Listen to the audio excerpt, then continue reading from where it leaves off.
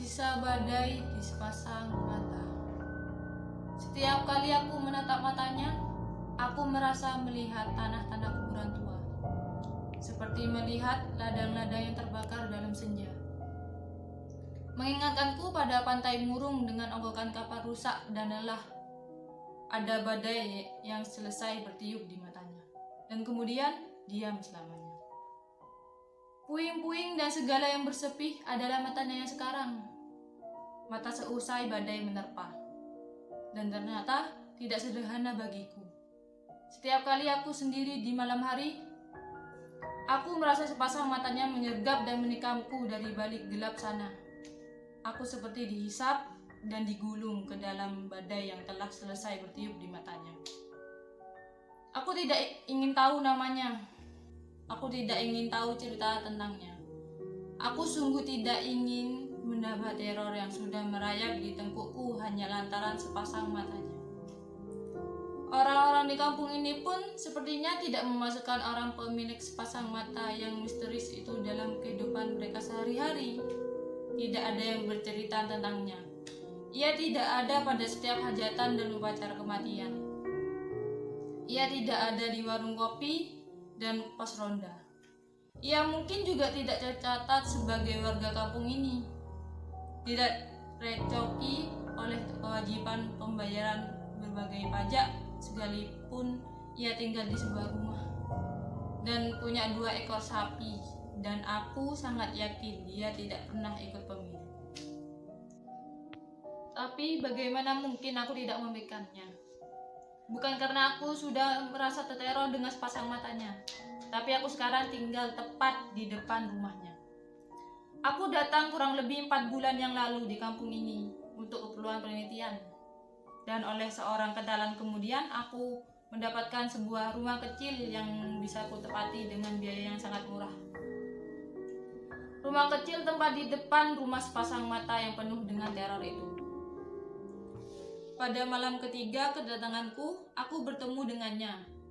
3 hari dan 2 malam setelah kedatanganku, kuhabiskan dengan menata dan membersihkan rumah yang kutinggali.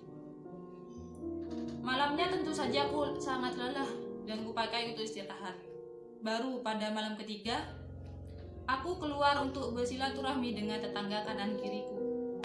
Tapi, aku urung mengetuk pintu di depan rumah yang kutinggali. Karena gelap tidak berlampu. Aku pikir untuk mengunjunginya besok pagi saja. Kemudian, aku ke rumah kenalanku satu-satunya. Lalu kami berdua pergi ke sebuah warung kopi yang cukup ramai. Di sana, kenalanku bertambah banyak. Apalagi setelah saling bersulang arak.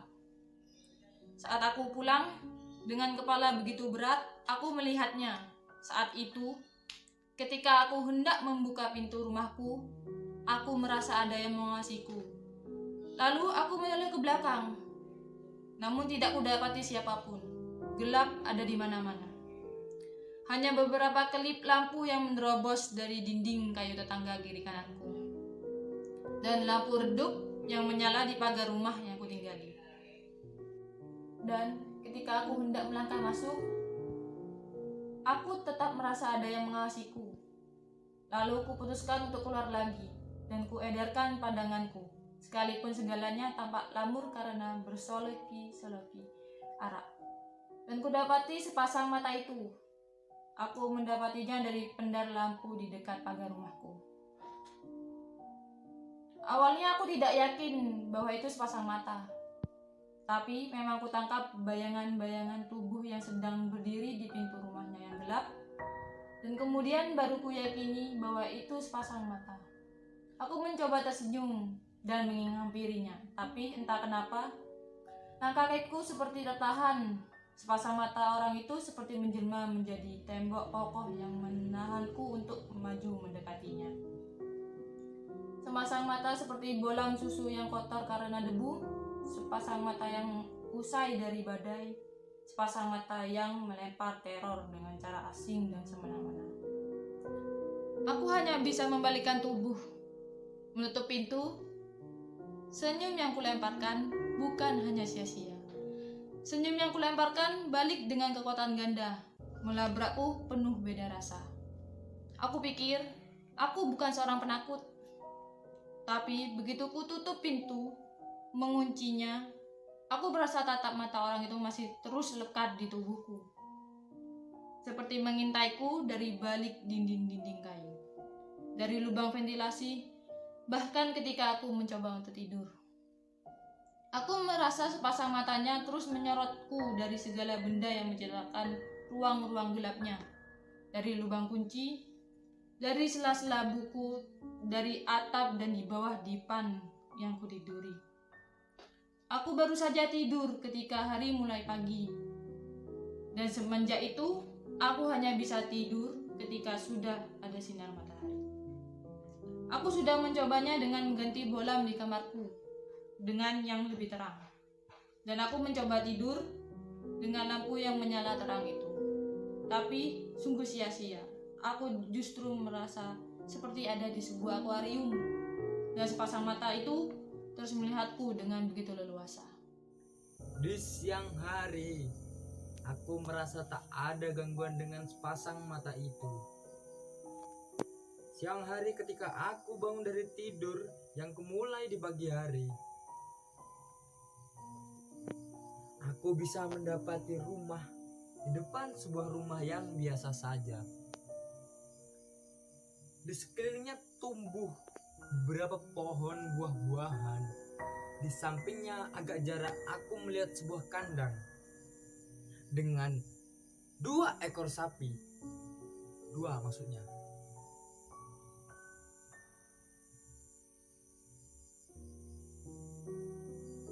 Aku melihat laki-laki itu pulang pada senja hari dengan sekeranjang penuh rumput di atas kepalanya, cangkul dan sabit, juga lintingan rokok besar di tangannya.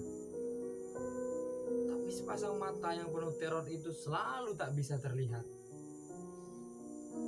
Aku pikir mungkin karena ada topi lusuh yang bertengger di kepalanya, juga keranjang penuh rumput. Di sana sini rumputnya jatuh di kepala dan punggungnya.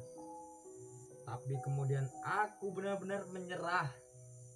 Dari berbagai arah, berkali-kali pada saat bertemu dengannya di siang hari, aku tetap tak bisa melihat sepasang matanya. Aku ingin menantang tatapan matanya di siang hari, mata yang membuat malam-malamku menjadi resah dan menakutkan. Iya, dan sepasang matanya berkuasa padaku di malam hari. Pernah pada niat yang begitu bulat, kukerahkan dan kukumpulkan segenap keberanianku untuk menemaninya di malam hari. Tapi sekali lagi, entah karena apa, aku hanya bisa sampai pada pagar hidup rumahnya. Rumah yang masih tetap gelap. Aku melewati berkali-kali dengan perasaan tak menentu.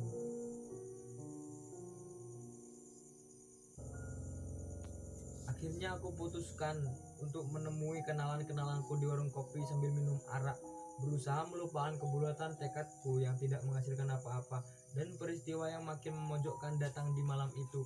Aku merasa ingin kencing, lalu aku ingin dari warung menuju arah jalan yang agak sepi untuk kencing. Sebetulnya begitu keluar dari warung, aku merasa malam segera menyambutku dengan tusukan sepasang mata yang ada di mana-mana, ada di balik setiap gelap. Tapi aku mencoba tidak peduli karena aku memang harus kencing. Tiba-tiba langkahku terhenti di dekat satu ruang listrik yang lampunya sekitarnya menyala redup.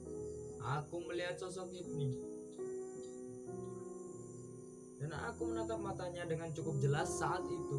Mata seperti selesai namun masih menyimpan sisa badai. Aku gemetar, tubuhku dingin namun mengeluarkan keringat. Suaraku seperti hilang dan aku tak punya napas. Seluruh kulit tubuhku tiba-tiba bergerak sendiri. Aku hampir dihabisi oleh ketakutan yang terkutuk. Lalu kulihat kemudian ia pergi melenggang dan dengan langkah-langkah pendek dan nyala api di tangannya. Api lintingan rokok yang besar. Beberapa saat kemudian aku merasa sangat malu pada diriku sendiri. Segera aku diburu oleh rasa marah yang sangat pada diriku. Balik ke warung kopi, minum bersloki-sloki arak, lalu kupinjam parang dari pemilik warung. Beberapa orang agak heran, tapi kemudian aku bisa berdalih. Dengan tubuhku yang menahan marah, aku melangkah menuju diriku. Masuk parang di balik jaketku. Setelah aku sadar betapa memalukannya diriku, apa salahnya padaku? Kenapa aku bisa begitu terganggu dan ketakutan? Tapi aku lelah melangkah menuju rumahnya. Apapun yang terjadi, aku harus bicara dengannya.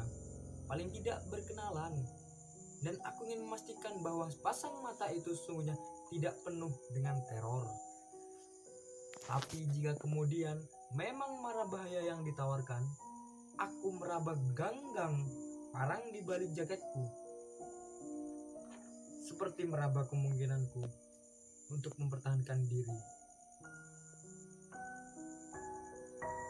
Dan kudapati dia di depan pintu rumahnya, masih dengan nyala rokok yang jika dihisap menjadi bertambah nyalanya.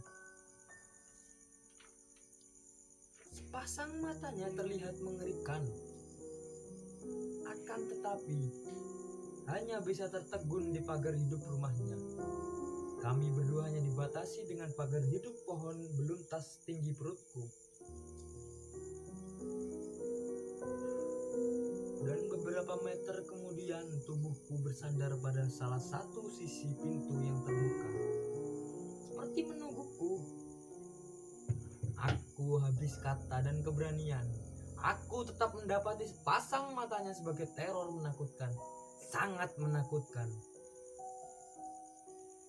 Aku berbalik arah, dan seiring dengan pengaruh arak yang merayap turun, aku semakin dirundung takut yang menyesakkan seperti sampai pagi tiba.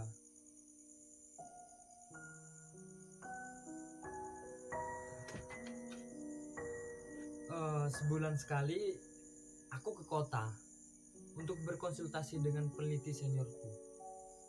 Dan pada saat yang agak jauh dari kampung itu, dari sepasang mata itu, aku juga berpikir dengan agak jernih.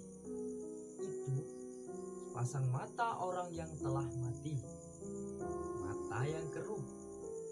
Tapi kenapa tubuh yang tegap dan hidup bisa memiliki mata orang yang telah mati? Dan mengapa itu hanya terjadi di malam hari? Atau baiklah, aku tidak bisa mengatakan itu hanya terjadi di malam hari, sebab aku tidak pernah melihat matanya di siang hari. Tapi menurutku, pertanyaan itu bisa diganti dengan mengapa aku merasa ada sepasang matanya yang menakutkan itu hanya menerorku di malam hari. Mungkin hanya orang yang menjawab, mereka mengira aku takut hantu dan sejenisnya yang selalu hadir di malam hari. Itulah masalahnya. Aku tidak pernah percaya hantu. Dan malam hari bukan suatu yang selama ini menakutkan. Aku hanya takut pada dua hal selama ini: kecoa dan ulat bulu. Lalu sesungguhnya apa yang menakutkanku? Sehingga aku seringkali tidur dengan tak nyaman, berpergian tak leluasa. Bahkan aku seringkali gemetar ketika mengingat sosok matanya itu. Lalu aku seringkali muncul keinginan-keinginan untuk mencari tahu siapa sebenarnya orang itu.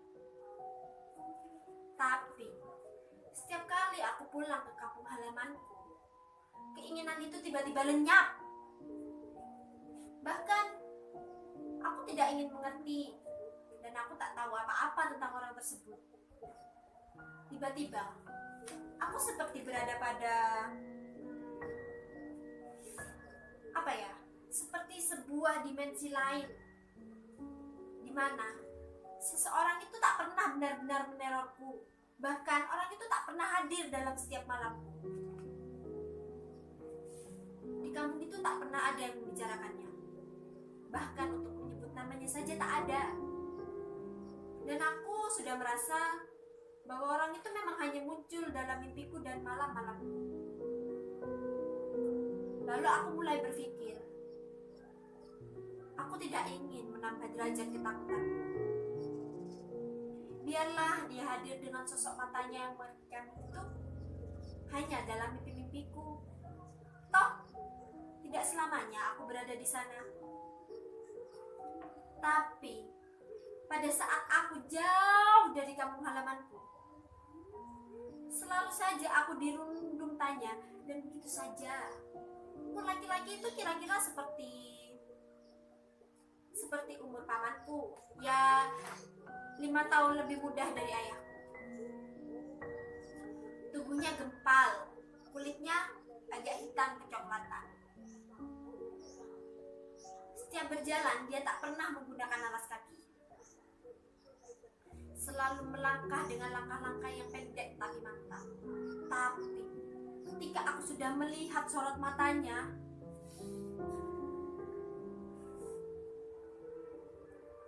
lalu suatu saat dalam sebuah perjalanan aku kembali ke kampung halamanku, aku berhenti di kota kecil. Dari kota itu ke kampungku kira-kira masih 1,5 jam lagi. Di perjalanannya pun banyak perbukitan, banyak hutan-hutan. Angkutan umum saja sangat sulit dicari kalau di sana itu. Mungkin hanya 1 atau 2 kali lewat dalam satu hari. Aku berhenti berbelanja untuk membeli kopi atau kebutuhan-kebutuhan lain yang aku lupa. Selesai berbelanja, aku masuk ke sebuah warung makan siang. Begitu masuk, tak mengapa perhatianku tertuju pada seseorang berbaju dan bercelana hitam. Kupandangi terus baju dan celananya yang warnanya mulai pudar. Aku duduk di sampingnya. Kuperhatikan lagi orang di sampingku. Sudah cukup tua, pikirku. Kutangkap keriput-keriput yang mulai muncul di wajahnya. Kumisnya pun hampir semua sudah berwarna putih. Dia asik dengan rokok dan secangkir kopi yang hampir habis dia tandas. Lalu dia menoleh kepadaku. "Mau ke dalam, Nak?" Tanyanya sambil menggeser badannya supaya aku memiliki tempat yang lebih leluasa. Aku mengangguk tentunya. Dan dalam yang dia sebutkan itu adalah istilah untuk menyebut daerah yang ingin kutuju. Lalu aku memesan kopi dan makanan. Bapak itu berkata lagi padaku, "Saya juga mau ke sana," katanya lagi. Aku merasa agak lega. Setidaknya aku punya teman untuk ke sana. Karena angkutan memang tidak pasti. Kadang ada, kadang tidak. Dengan adanya teman aku merasa lega karena aku tidak menuju sendirian. Lalu aku bertanya, "Apa Bapak berasal dari sana?" Bapak itu menjawab, tapi tubuhnya memungkingiku. "Ya, dulu saya berasal dari sana. Tapi sudah lama saya pergi." Lalu aku meneruskan makan dan berharap tidak mengganggunya dengan pertanyaan-pertanyaan yang seperti enggan dia jawab. Ia nampak masih asik dengan kopi dan rokoknya. Lalu, sudah beberapa saat kami menunggu. Tapi angkutan ke dalam juga tak muncul, tak datang. Entah dia mau datang atau tidak. Lalu kami putuskan untuk menunggu tepat di pinggir jalan menuju ke dalam. Siapa tahu ada mobil atau truk yang dengan senang hati mau kita tumpangi. Di sebuah rumah-rumahan, ya mungkin bekas warung lah. kami menunggu. Kami bercakap tapi tidak banyak. Mencoba mengingat-ingat terus peristiwa waktu itu. Laki-laki itu lebih sering menghubungiku, entah kenapa. Dia seperti sangat merindukan tempat itu. Dia selalu memandangi jalan tempat ke dalam itu. Hari sudah menuju sore.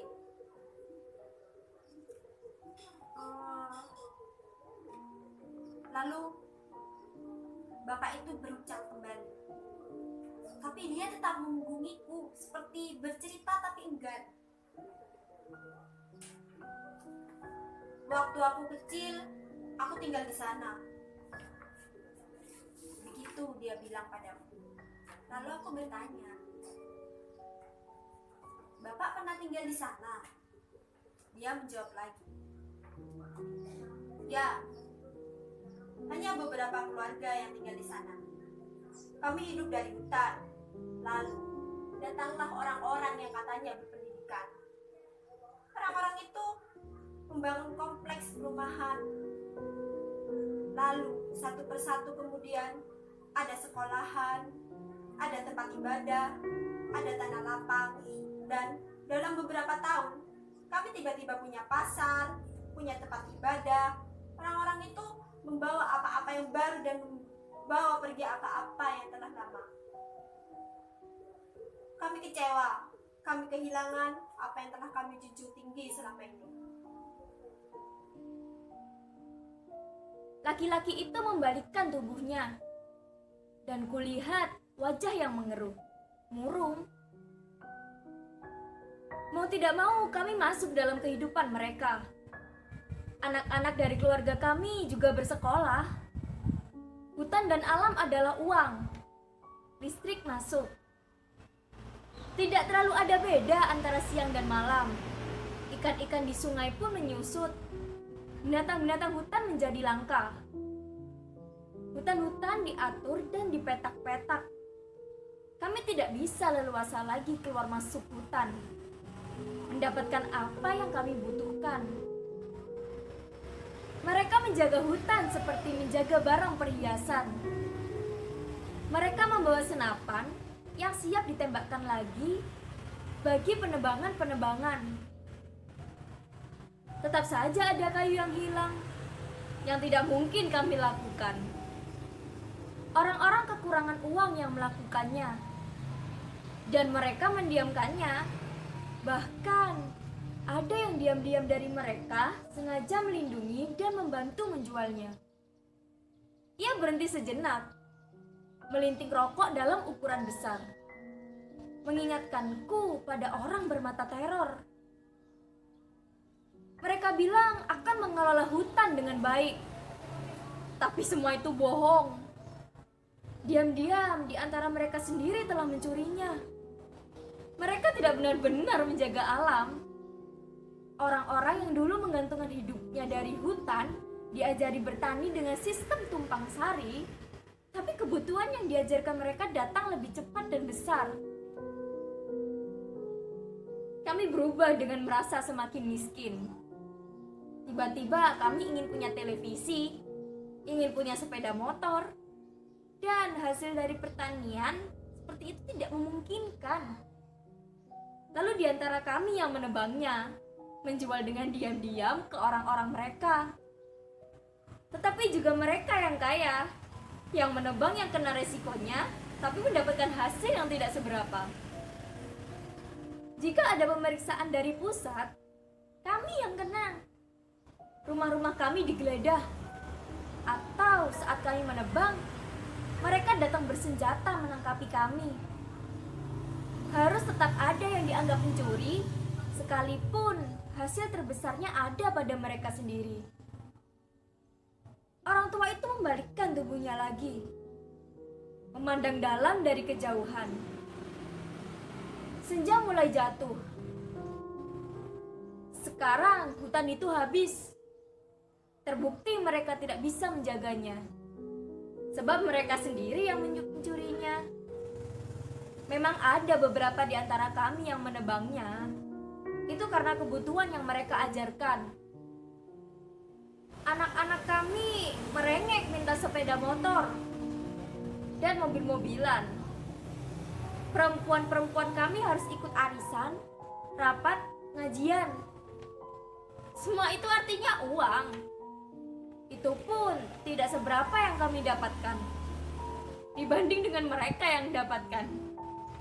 Sebentar lagi bukit-bukit itu juga akan rata dengan tanah. Setelah tidak ada kayu, mereka akan mengambil tanah dan batu. Aku terperanjat seperti diingatkan. Dengan cepat, kurabat tas punggung yang ada di samping dudukku. Tas berisi berkas-berkas penelitian tentang kandungan tanah dan batu di daerah dalam. Sejak beranjak gelap, orang tua itu membalikkan tubuhnya. Tiba-tiba aku merasa gemetar. Aku mencari-cari sesuatu dan pandangku berhenti pada sepasang mata. Sepasang mata itu